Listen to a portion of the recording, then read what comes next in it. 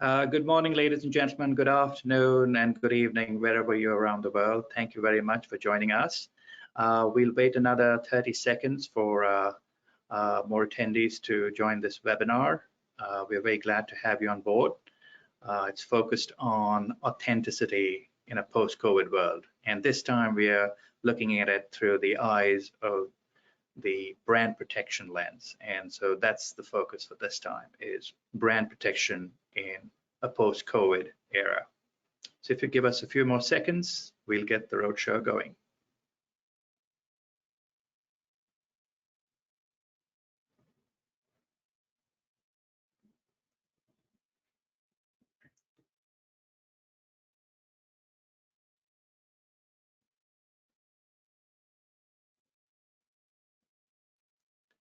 Welcome back, ladies and gentlemen. Thank you for joining us. This is the second in our series of 3 webinars in association with Avery Dennison. I'm Mickey Alam Khan, Editor-in-Chief of Luxury Daily. Thank you very much for joining us. We've got a fantastic panel today. We are going to focus on authenticity in a post-COVID world from the eyes of brand protection. And basically, we've got a wonderful presentation. I just want to remind you that you'll have access to this recording. We'll be sending you a link tomorrow, and you can also have access to the deck by emailing Carolina Svensson, and we'll include that email as we basically progress through the webinar. She's at carolina.svensson, that's SVENSSON at eu.averydennison.com.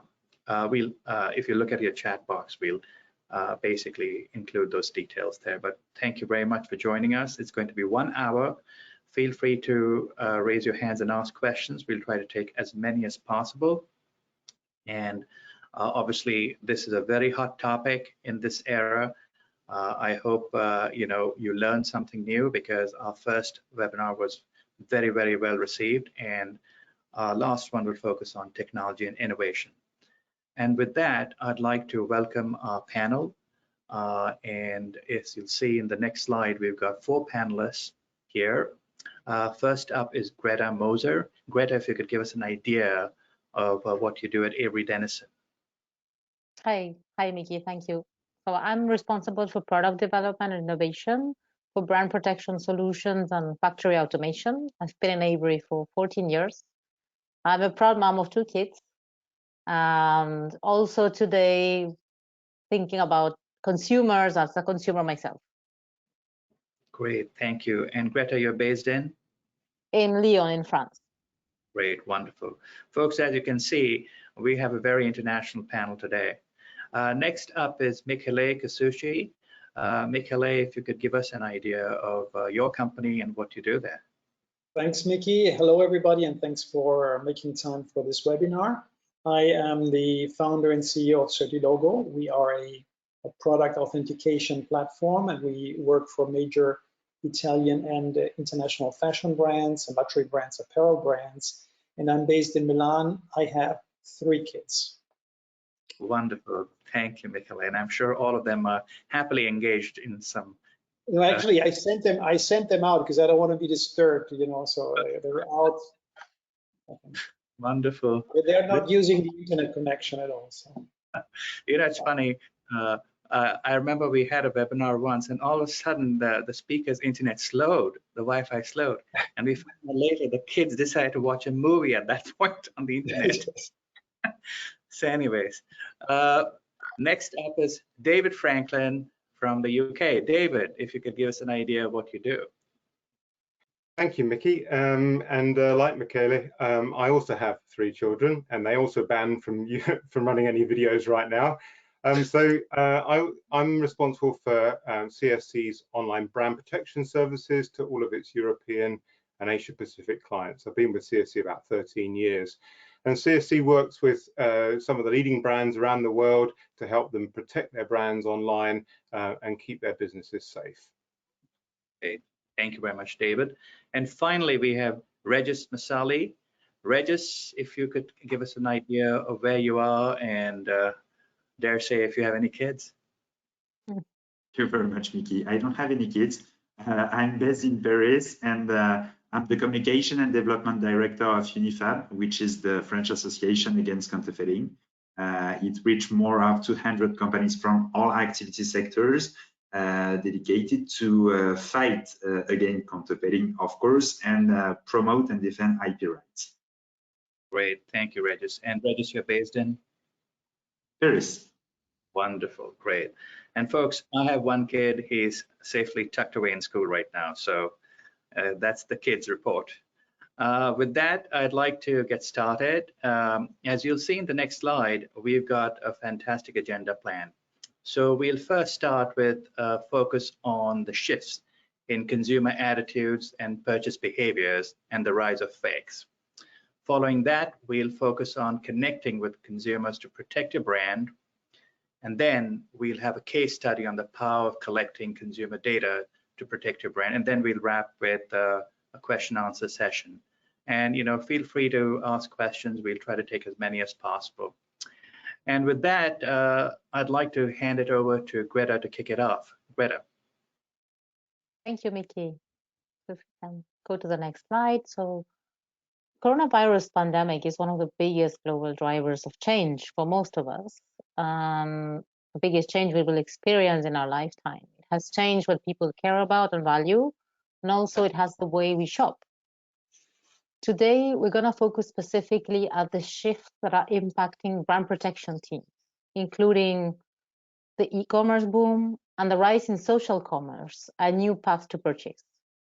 So some trends and shifts also to mention is digitization, rising the availability of data, and transparency and accountability. So we as consumers expect brands to be more responsible in terms of where are the products coming from, sourcing, etc., and we're holding them accountable.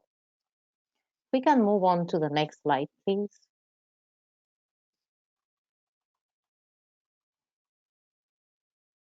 So the growth of the e-commerce means also growth of counterfeited goods. Return fraud is on the rise. It's a growing challenge, and it increases the need to authenticate returns in distribution centers and warehouses. The shift to online and the acceleration of digital has also led to the rise in social commerce. That means that consumers are disrupting the traditional ways through different channels and discovering a new way of finding products, like social media, games, and apps. There's also a generational piece as well. Depending on how old you are, you will have different ways of finding your product with influencers, etc. On the other hand, sellers of counterfeit and pirated goods have also taken advantage of these trends, and they use this to subvert the controls. The quality as well of counterfeits has become better and better, and they can tricking consumers to think they're buying actually authentic products. It's harder to spot when you're buying a counterfeit items or not. Supply chains are becoming more complex. Packaging is easier to counterfeit than the product itself. And also, as I said before, the quality. So all these shifts in consumer behaviors and in trends create opportunities, of course, but they also create risks for brands and for consumers. Like we just reviewed, the counterfeiting is on the rise.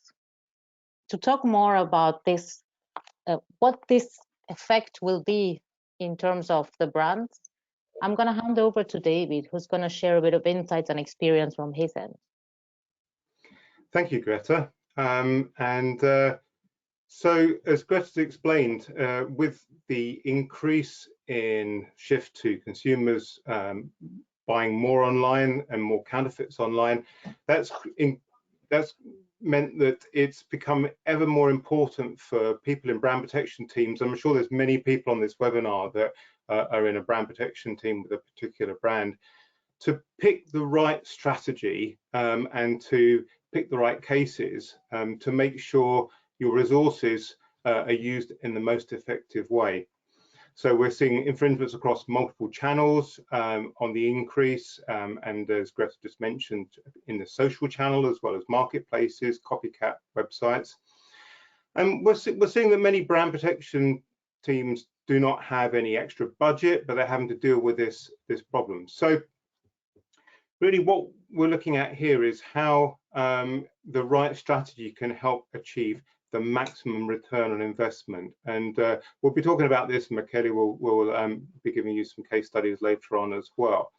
On the right-hand side, you'll see a case study for a fashion client, which shows the kind of impact that can be achieved, in this case, over a 3-year period. And the axis on the left is the number of infringing marketplace offers from counterfeit sellers for each of the years. So it started off with 14,000 offers in year 1, and then 10,000 offers in year 2, and then 2,000 offers in year 3, which is showing a sort of a rapid reduction in the amount of counterfeit and infringing goods being offered on marketplaces for this particular brand. So about an 80% reduction.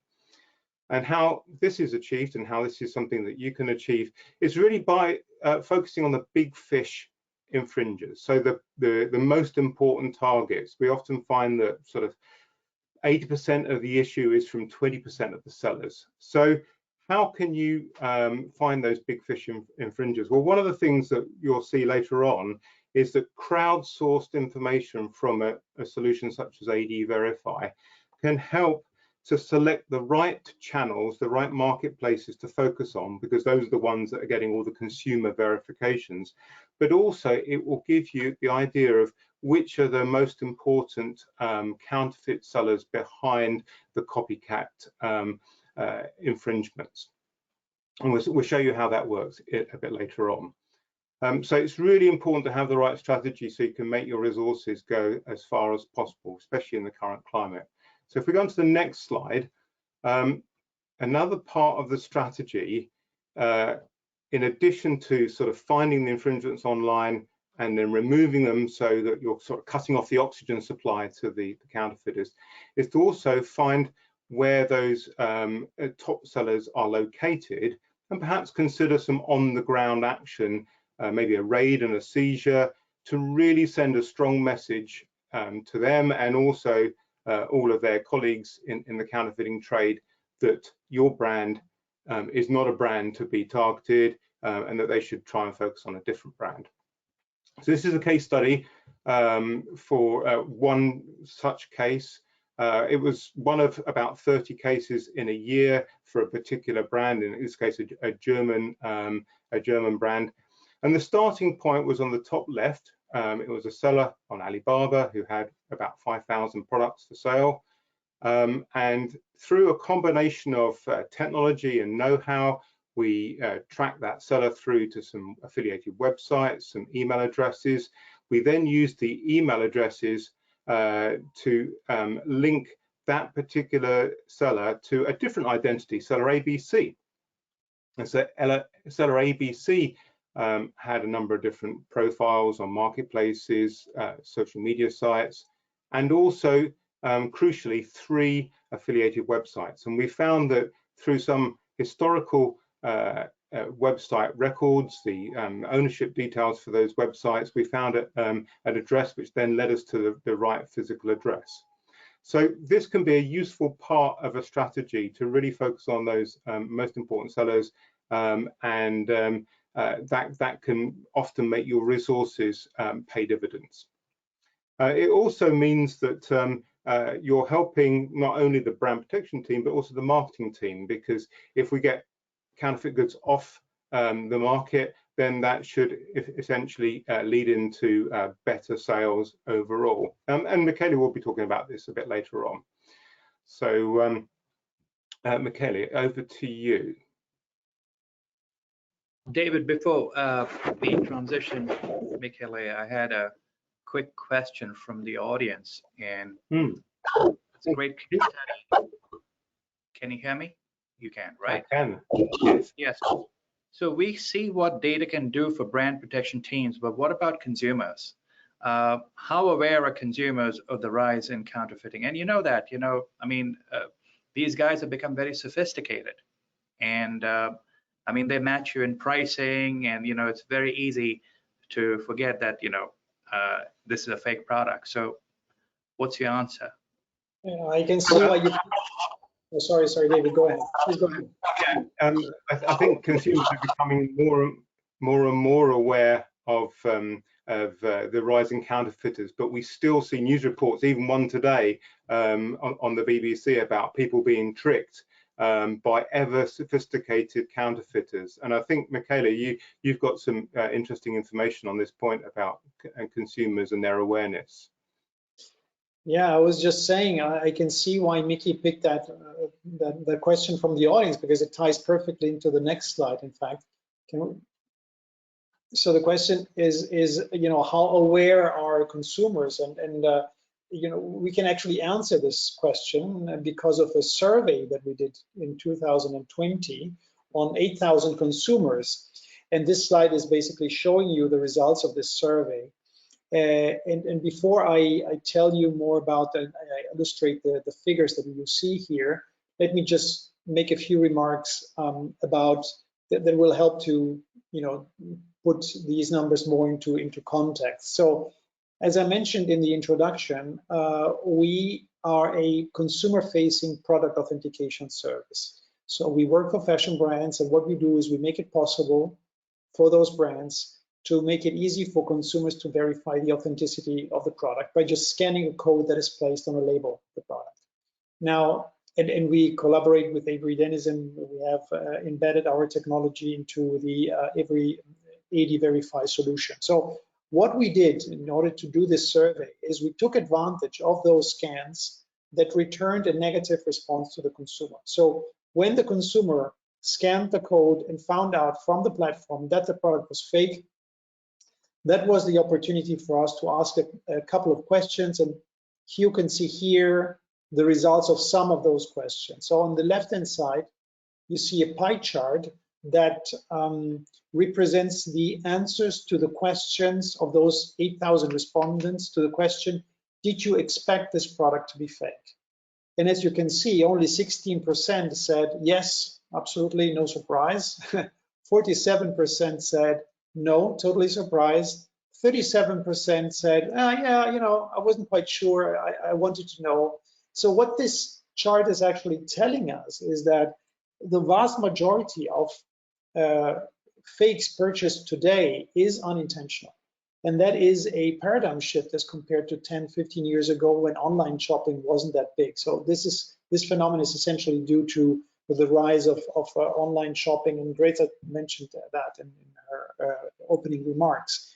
And so if you think about it, it's not really surprising. If you look at a website as a consumer, you can find, you know, perfect pictures, flawless descriptions of the product. So why would you even suspect?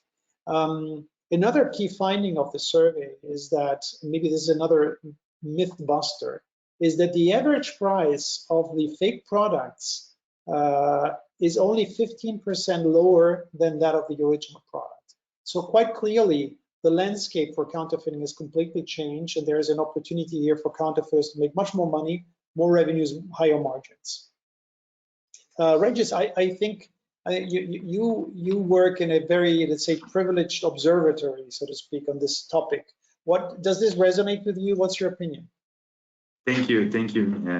Yeah, there is a lot of things to say about this, and your survey is it sounds like an echo to the Unifab survey that we ran 2 years ago. It's funny because it is exactly the same figure of 37% of people who buy a counterfeit good, but thinking the product was a genuine one.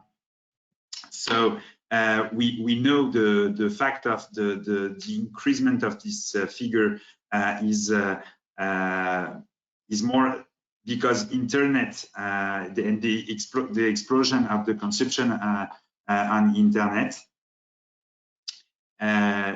For example, and to be more specific, for the French part, we know the number of seizures in France, 5.4 million of fakes reveal more of 60% of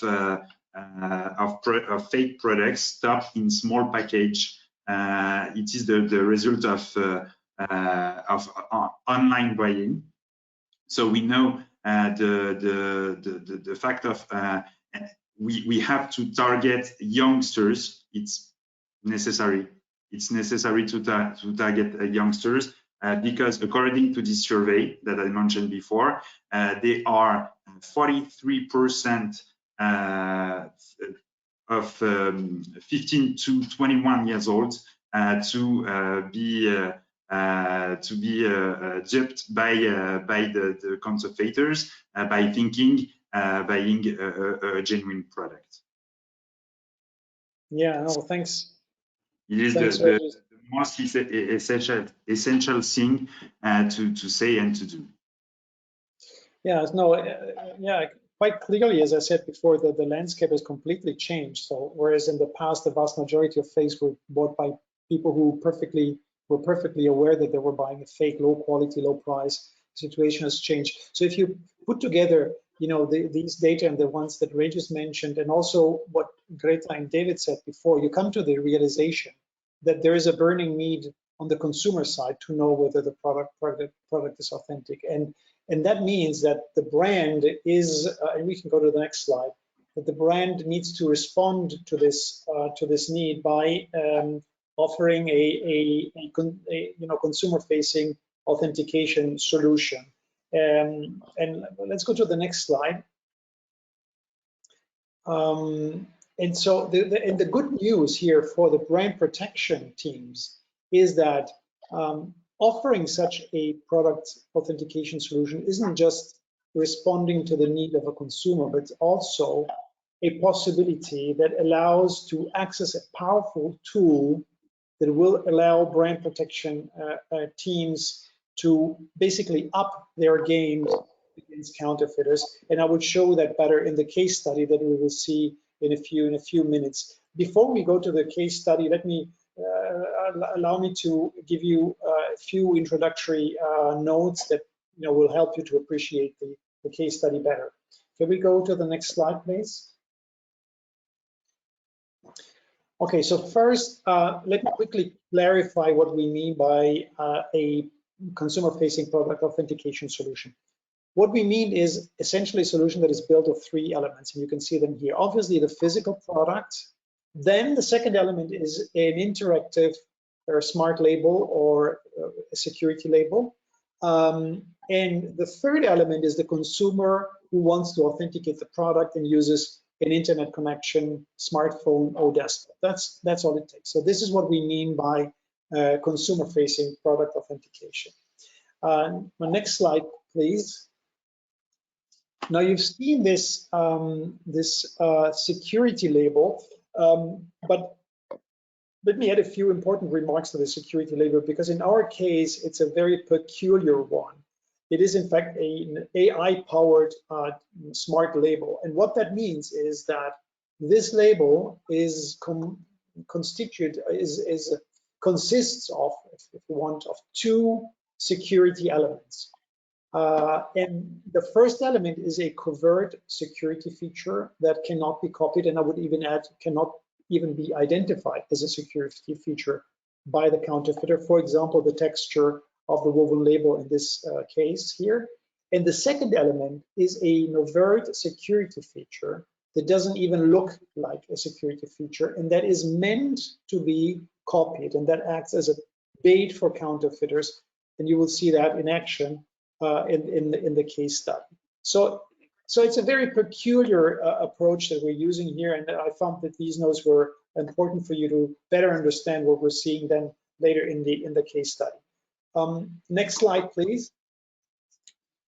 So once an interactive smart label is put on the product, what happens is interactions with the product explode, authentications go through the roof, and every authentication is data that's coming in, and it's also consumers being protected.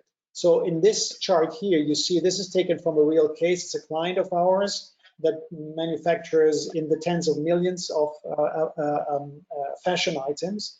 And if you plot the interactions in a chart where the y-axis is the number of authentications and the x-axis is time, you can see that nothing much happens, of course, when the products are being manufactured.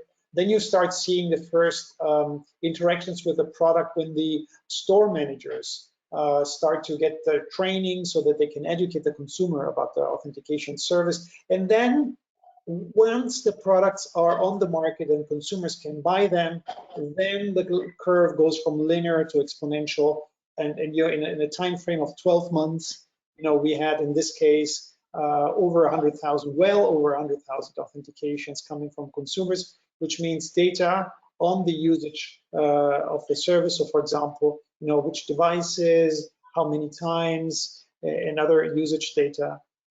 Data about the users themselves. So for example, the country, the products that they have been authenticated, and then obviously also data that is relevant for brand protection, such as, for example, who is selling counterfeit items. Okay, so that I think sets the stage for the case study. So we can go to the next slide. Yeah, let's go to the next one as well. There you go. Okay, so this is the case study. So this is an actual concrete case that we're showing you here. Obviously, we're not mentioning the name, but it all started with protecting the products of this client with this very peculiar digital interactive smart label. And as I've mentioned before, the very idea of this label is that it allows the platform to know if it's authentic or not in every single case, but at the same time, it lures the counterfeiter into copying the label. This is exactly what happens. As expected, the counterfeiter did just that and copied the same label with the same code on thousands of items. Now, one thing I haven't mentioned before is that every code is a unique identifier of one item. So there are no two items with the same code. So this is exactly the trap in which the counterfeiters fall. Let's see in the next slide what happened, and let's follow, if you will, the journey in time and space of one single code that got cloned or copied. Okay, so this is a chart that represents the interactions with one code that had been copied. Okay, and as you can see here, again, the y-axis is the number of authentications or interactions with the product, and the x-axis is time. So over a period of 12 months, we had 1,300 consumers interacting with that same exact code. And if you go backwards in time, you see what happened. So as we later found out, the first authentications were done in Shanghai, and obviously captured the IP address of the person that did the authentication. A few months later, the second check in Yicheng and Suzhou. So I apologize for any Chinese person in the audience. My pronunciation is terrible. But that was the manufacturer of whereas the first one was the designer, if you want, of the counterfeit product, the second one is the manufacturer of the counterfeit product. And then the product started to hit the market, and we got the first consumer checks. And the first consumers checks revealed that the product had been, these fake products had been sold online on Taobao, WeChat, and other outlets. And obviously, the counterfeiter didn't know that these scams were giving a negative response to the consumers, that they would say, hey, this product is fake. And so the consumers were prompted to provide the information on where they found the product. So, and they gave us this information. Later on in time, because you can see here, other consumer checks came in and revealed that those fake products had been sold in offline locations in China, Russia, and America. And so from the perspective of the brand protection team, this means that because these fakes are now visible, the brands can respond. And or this client could respond. And let's see that in the next slide. So at the first signs of mass distribution, supply chain security protocols were enacted, and that is a very important let's say feature of the solution. And then as consumers started to authenticate the product, we could tell them that the product is fake, provide them with documentation that would help them to document the fact, and then try to get their money back from the sellers themselves, the selling platform, or payment service providers. And also we were able to provide the online brand protection partner of that client with transaction reports, with the URLs to identify priority offenders and start the takedown, which is what David was talking about earlier. And finally, brand inspectors and customs agencies started to target hotspots on the ground. So as you can see, the involvement of the consumer has produced a vast quantity of information that sheds light on what's happening, both in the manufacturing side of the counterfeits and on the distribution side. Michele, before you go ahead to the next one, I had some questions, so I'd just like to ask, and we have some for you too, but we have one for Regis. And Regis, who do consumers generally blame when they buy a fake brand on an online platform?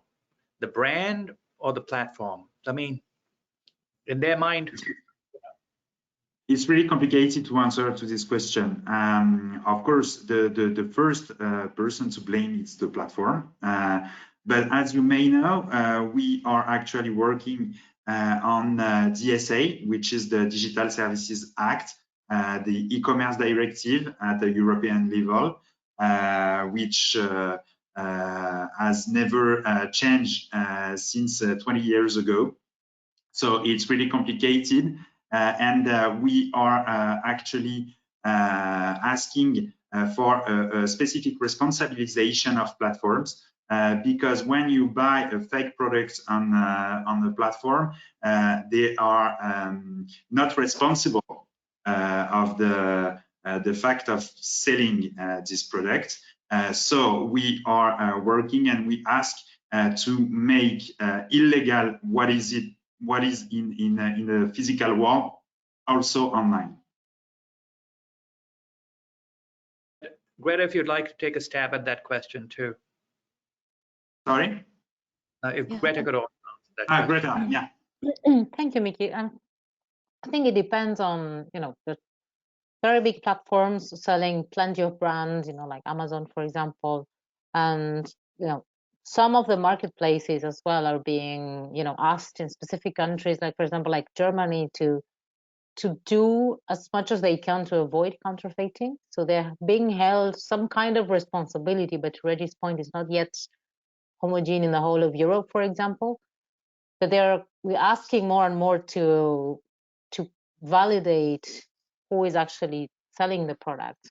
I think as a consumer, probably people will blame more the platform if it's a known platform. It's a big marketplace, and in general, we are trusting that platform and buying there because it's quick and easy and there's a lot of choice, but we get a counterfeit item. I probably may blame more the platform. But if we buy in a social media or different websites, I think it's more of a self-reflection on not to go there again, or also to blame the brand, that they're not controlling actually where the products have been sold. Well, very often brands may not even have control. If you go to Amazon today, you'll find Chanel products there, but if you look at who the merchant is, it's not Chanel. It's a third party that's bought off, from God knows where, and then they sell Chanel products there. So that's another big issue. It's gray market. I'm sorry, but we can blame the brand if we found some counterfeit goods on internet. There is the people who is actually commercializing the fake products who we have to blame. To give you a specific example, in 2 months, my brand owners in 20 companies, we realized a kind of survey. 5.2 million of illicit announcements on internet were stopped by brand owners. It's really complicated to make the screening of all internet to find all counterfeit goods who is proposed to consumers. Thank you. You know, we have another question, and I mean, unless David wants to take a stab at that too, just to be fair. No, I think that's been well covered, Mickey. So let's maybe move on to the next question. Great, thank you. And you know, Michele, this one is for you. Why would you want counterfeiters to copy you? I mean, you showed the codes there, right? I mean, yeah. Why would that? Yeah, as I said before, the whole idea here is that you want to know where the fake products are. You don't only want to know that this is your product and this is your authentic product and give that reassurance to the consumer. You will also want to know, especially if you're in brand protection, you know, where are those counterfeit products? You know, who is selling them? In which markets are they being sold? Which products are mostly counterfeited? Okay, and the only way to know that is to actually physically be with your security solution on the fake product, especially if that security solution prompts the consumer to interact. And so during that interaction, during that authentication, you can ask the consumer, you know, where did you find the product? And this is how you build your database. So I firmly believe that the only solution that is really effective, or the solution to be really effective, needs to be holistic, needs to be both on the authentic products and on the fake products as well. So that is the idea. And if you just to add to this, if you have another security element on the label itself or on the product that cannot be copied, you have the best of two worlds together. Great, thank you. And I know that you were heading into your case study, so I'll let you carry on with that. No, I was actually basically done here with the case study. I have one more slide. Maybe we can go to the next slide. Yeah, so basically to wrap up what I was saying, to wrap up the case study, the point where I'm trying to make here is that involving the consumer is a game changer because it allows you to multiply by 100, by 1,000, by 10,000, you know, the inspectors that you have on the ground, because they're collaborating, they're giving you information. And it's a crowdsourced, if you want, approach to counterfeiting. And that's what David mentioned before. And also from an ROI perspective, I think it makes sense to have a solution that, as compared to, let's say, a traditional, a static, and essentially mute certificate of authenticity, for example, this is a solution that allows to put together marketing benefits together with brand protection benefits, and therefore increases our ROI. So from the perspective of marketing, of course, what you can do is meaningful consumer care, needless to say, because you're protecting the consumer, giving him assistance when the product is fake. You can gather valuable consumer profiles. You can increase revenue opportunities because there is a marketing connection there, so you can entice the consumer into doing marketing-related actions. And of course, you get global market insights. And from the brand protection perspective, you not only get a robust solution knowing that the product is fake or authentic, but you can also, let's say, document the size and intensity of the fake market. And you can empower your enforcement partners, partners like CSC, for example, to do the online brand protection work.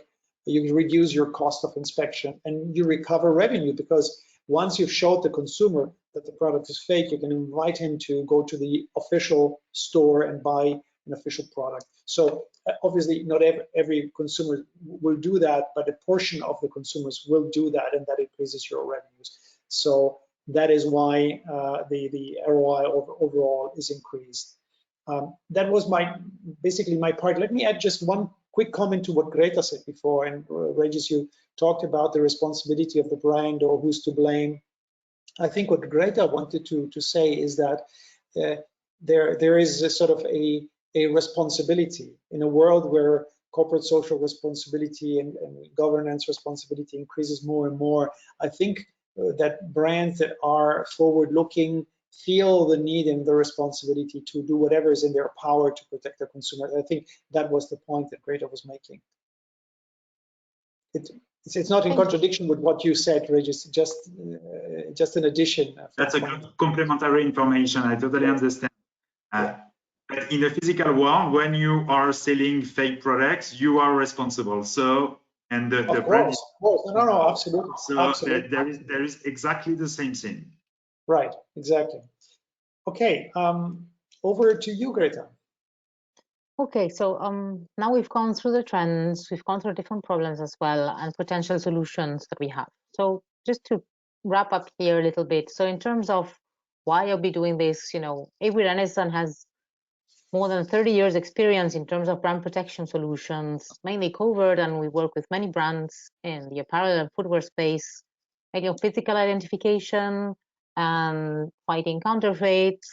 And Certilogo is the expert in the space in terms of consumer authentication. So last year we decided to join forces here.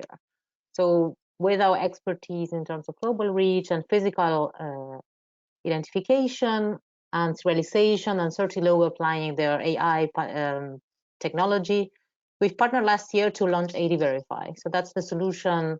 It's for consumer-enabled authentication. As mentioned before, it does have an element, of course, for brand protection teams to leverage all that data, as Michele was explaining before, and understand where are the counterfeits happening and what are the sources. There's also a possibility to connect as well with teams like David's team in terms of the online piece, in terms of the marketing departments as well. There's all this data around consumers, and as we said before, consumers have different behaviors depending on the generation, their location, etc. The QR codes as well are on the rise. I think COVID has accelerated that as well. In some regions, we'll see there's a lot of adoption already. For example, like in China. In Europe, we're getting there, and in the US as well. So in terms of the overall investment, one of the things that also pushed us to work on this was there's the trend around digitization, and brands are looking at how shall I embrace this? How shall I build my omni-channel strategy? What shall I do? We think that through this solution is kind of a first step to start that digital journey without disrupting the supply chain. Instead of having an end-to-end solution that has to disrupt all the different steps, by applying a label on the product, we can already have this window to the digital connection with the consumers and also leverage all the data behind. I think with that, I hope I have convinced you. I'm moving back to Nikki. Great. Thank you so much. I have some questions from the audience, and I'm going to basically turn some mics on. So I'm going to ask, I'm just going to find them. This is like Instagram. You got to find your person there to basically just make the questions live. So let me get to Stephen Fisher. Stephen, I'm going to unmute you. And if you're still on, if you can just ask your question.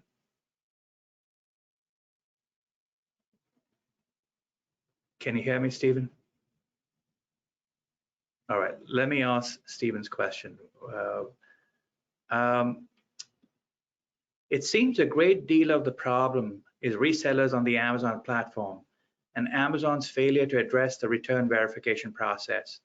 Should the strategy be to simply say that a brand cannot verify the authenticity of the product sold on the platform until Amazon fully addresses and takes responsibility for the issue?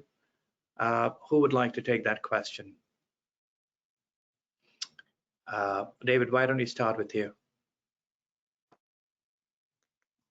Yeah, could you just repeat the question? I didn't fully get it, Mickey. Yeah, so you said just the great deal of the problem is resellers on the Amazon platform, the resellers, you know, and Amazon's failure to address the return verification process. So should the strategy be to simply say that a brand cannot verify the authenticity of problems sold on Amazon until Amazon fully addresses and takes responsibility for the issue? I would have thought so. Yeah. But I mean, Amazon's been trying to increase its proactivity with the Amazon Zero program, with brand registry. But the interesting part of this question was about the return verification, because of course, if something's fake, usually as a consumer, you'll return it back to Amazon and they'll give you a refund. But a lot of the cases, Amazon won't even ask you to return it, or they won't bother to verify it because they're too busy. So that's the issue I think that the question is trying to address. What do you do as a brand? It's a tricky one. I don't know if Michele, if the Certilogo AD Verify solution has a way of enhancing that. I mean, certainly from work that we've done together with AD Verify and Certilogo, you're able to use better evidence from the sort of the failed authentication, from the fake reports from the Certilogo technology, which can then be used with online platforms like Amazon to get a much stronger action against a counterfeit seller or a counterfeit reseller. And that's part of the return on investment you get with a solution like this. It gives you more evidence to take a stronger action. But Michele, maybe you could add something first. Yeah, as you said, once you have the identification, the AD Verify identification solution on the product, it's very easy to verify that the return is authentic or fake. So that is, I think, a capability that, in my opinion, brands need to have independently from whether or not Amazon collaborates. Having said that, I do believe that Amazon should be more collaborative than it currently is. I think this is a fight that can be won only in a synergetic combination of efforts between brands, platforms, and, as we saw, also the collaboration of the consumer itself. So I hope this answers the question. Great, thank you. And we have another question on Amazon. Staying on Amazon, we don't want to beat Amazon up, but it's such a popular company. I'm going to ask Milton Springett to basically ask the question. I'm going to turn his mic on and unmute him. Milt, if you can hear me.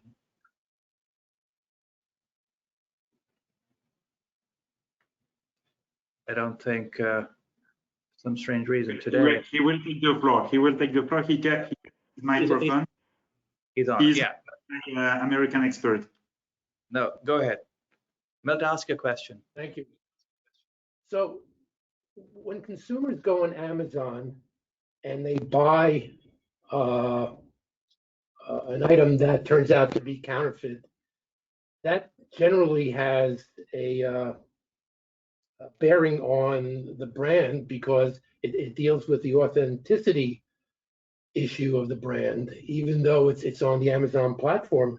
And I'm just wondering, do you see authenticity as a long-term brand differentiator, given the context of Amazon of counterfeits being out in the marketplace? It's just a reality of what's happening these days. Milt, who would you like to answer that question? Whoever wants to try to grab that, I'm good with. Regis, why don't we go with you first, and then Greta, and then David and Michele. So the question is for me? Sure. Milton, I have so many trouble to hear you. Can you repeat your question, please?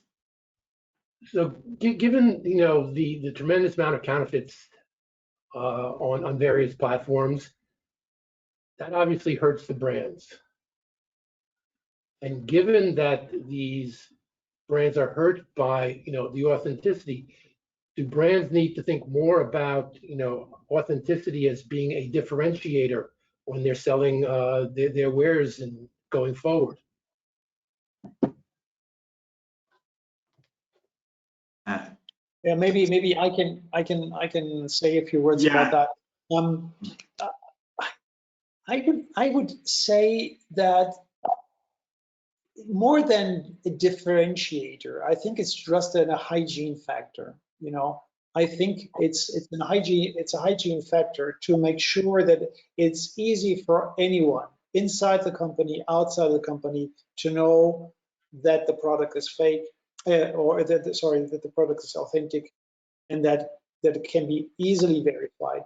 I think in a world where we are used to get our information with a simple click and accessing our smartphones and get any information we want about virtually anything, I think it's more than natural to expect the consumers to want this kind of service and make it easy for them to shop wherever they want. Also, I think although I perfectly understand the perspective of the brand, that ideally a brand would like a consumer to buy only in those channels where the brands want the consumer to buy, still the consumer feels free to buy wherever they want to buy. And this is where the problem with counterfeit comes in. And this is why I think there is a responsibility on the brand side to make sure that those transactions are legit and not fraudulent. I hope I've answered your question. Yes, and I think there are many answers and many things that brands have to think about going forward in this new environment. Right. I think if I may add something, there's a challenge when it comes to platforms like Amazon or others, because they sell so many different brands. So we have this question, we have this issue with brands sometimes, like how do you make sure that all these other marketplaces or secondhand, etc., are all having some kind of authentication tool? And today there is no, to the point Regis made before, there is no law that makes them responsible for this. I think that when this happens and the standards evolve, at some point there will be a standard on authentication that it's not going to be a nice to have, but it's probably going to be more of a must have. Yeah, Greta, I agree. And if I can add, if you think about product guarantees, right? In the beginning, when product guarantees showed up in the very beginning, this was used as a marketing strategy by companies to differentiate themselves against the competitors. Then over time, it became a must-have. It was even, it's even required by law. So I think the same thing is happening or is about to happen with reference to product authentication capabilities. And so it will just become a must-have, as you said, from the perspective of the brand. And just to add something, specifically to online platforms, I think it will be necessary to put in place some technological things like filters to distinguish the counterfeit to the genuine product, in addition to a specific solution by a service provider like your solution. It's great because you include the consumer in the process of finding the counterfeit good. But I think the filtrage measures are necessary on those online platforms. Yeah. Thank you. Sorry, go ahead. David saying. No, just very quickly, I totally agree. At the same time, it is technically possible, for a platform like Amazon to integrate an automatic way to integrate an identification solution provided by the brand and make it easy to make sure that only authenticated items get on the platform. So I think this is a discussion to be had with, if you're a brand that has an identification solution, it's a conversation to be had with the platform. Right. For example, with AI. Yes. with the artificial intelligence. It could be possible. Yes. We have a question for Greta. Greta, what are your thoughts on the use of blockchain technology for authentication of products? Has any company tested this possibility to avoid fake products where consumers can verify the source? Yeah, we have actually tested ourselves. About 2 years ago, we started exploring blockchain technology because we wanted to understand what are the capabilities. You know, everybody was talking about it. It's a buzzword. How does it work? It's Bitcoin. So we actually worked with an Italian company 2 years ago, a small fashion brand, and we basically worked on a traceability model. We captured different events of the supply chain, and then at the very end, when the consumer would receive the goods, they would authenticate the garment with a label, like the QR code. And if all these events that happened throughout the supply chain had been registered to two blockchains, actually we use for this to reinforce it even more, then it will be authentic. So if there was any issue in the supply chain as well, we would know that. I mean, from a data perspective, it has this additional security layer, because once data is in a blockchain, you cannot change it, you cannot erase it, you cannot do anything. So we see more of a transparency use case when it comes to blockchain. And the other thing that we've seen in the market as well, there are quite some small startups as well testing different ideas, is around having a certificate of ownership. So when somebody buys a product, they can register the product and it goes to a blockchain platform. You get your certificate of ownership. If you want to resell it, for example, you can use the certificate of ownership as a, kind of guarantee, to Michele's point earlier. There hasn't been a major scale up on that yet. There's a lot of exploration, but they're not big scale ups yet. I mean, what we see in general from brands is that traceability, yes, and we like the authentication, but the blockchain element to it, because it's so new, and once the data is there, it's very difficult, cannot change it. There's a bit of concern that before there has to be a whole end-to-end data cleanup and testing just to make sure that everything's right before exposing themselves to consumers. It's valid point. There's all these different actors in the supply chain, which are not all it's not the brand directly, but it could be the manufacturer.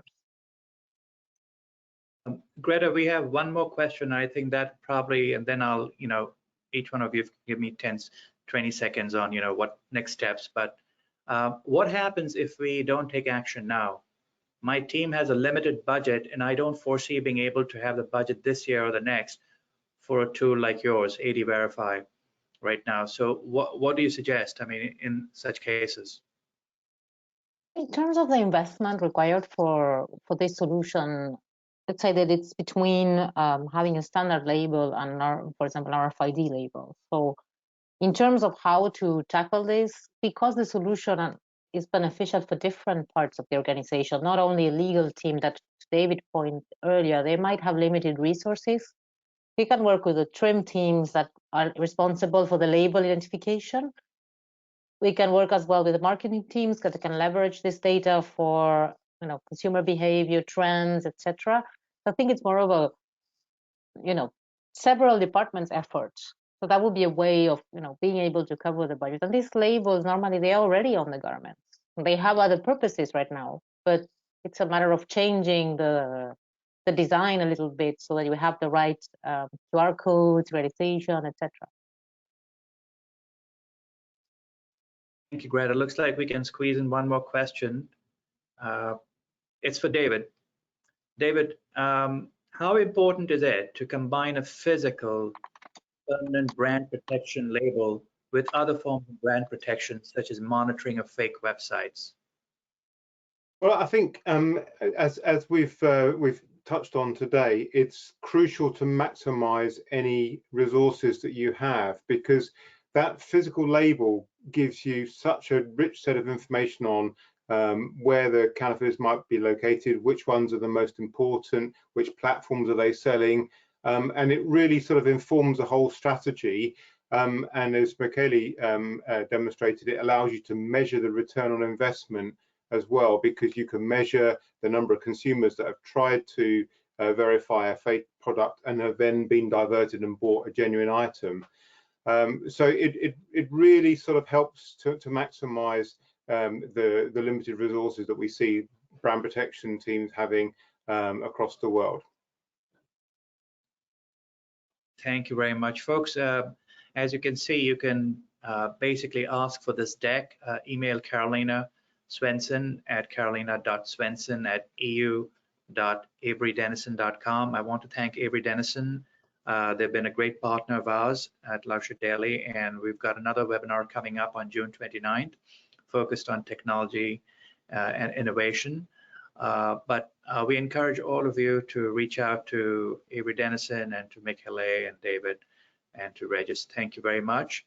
Thank you. And just want to make sure that basically whatever you're doing, it doesn't damage or tarnish your brand. So this is part of our series.